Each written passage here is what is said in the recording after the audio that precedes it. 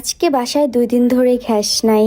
তার মধ্যে আমি আবার পাকনামি করে আমার জামাইকে বলছি, জান তুমি আসো, আমি রাইস কুকারে রান্না করব, রান্না করে তোমাকে খাওয়াবো, বাহির থেকে কিছু আনতে হবে না।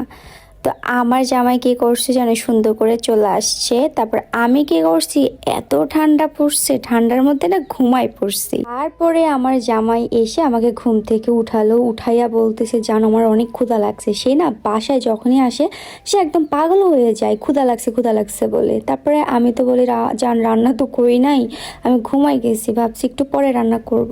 তারপরে আর কি করার, তারপরে তাকে সুন্দর করে ডিম ভাজি করে এখন ভাত খাই দিব। তো ভাবছিলাম যে মুরগি কষা সুন্দর করে মেখে জেগে বসায় দিব, তারপরে আর কি হয়ে যাবে শেষ।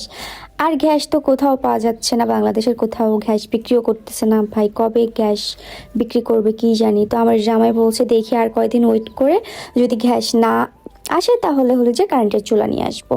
তো ঠিক আছে। তো এই কয়দিন আমাদের বাইরেরই খাবার খাওয়া হচ্ছে, তার মধ্যে আবার ওই দিন গরুর মাংস রান্না করলাম, জাস্ট মেখে চেকে বসাই দিছি। তো আজকেও ভাবছিলাম মুরগির মাংস মেখে চেকে বসাই দিব, হয়ে যাবে। কিন্তু আমি তো ঘুমায় পড়ছি, তো ঘুম থেকে উঠে এখন আমার জামাইকে ডিম ভাজি করে দিচ্ছি। আর আমার জামাইটাকে মনে করে যে এইটাই দিই এটাই খেয়ে ফেলে, তো ওইটা নিয়ে এত টেনশন নাই। তো এই যে সুন্দর করে ডিম ভাজি করলাম সরিষা তেল দিয়ে, তো এখন তাকে আমি খাওয়াই দিব গিয়ে।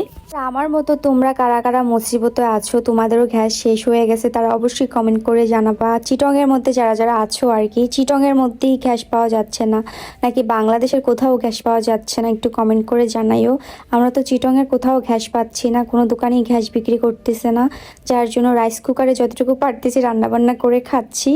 আর আমার জামাই নিয়ে আসবে গ্যাসের চুলা, যেটাই বলো, আমাদের এত প্যারা নেই, আমরা 2-3 জন মানুষ।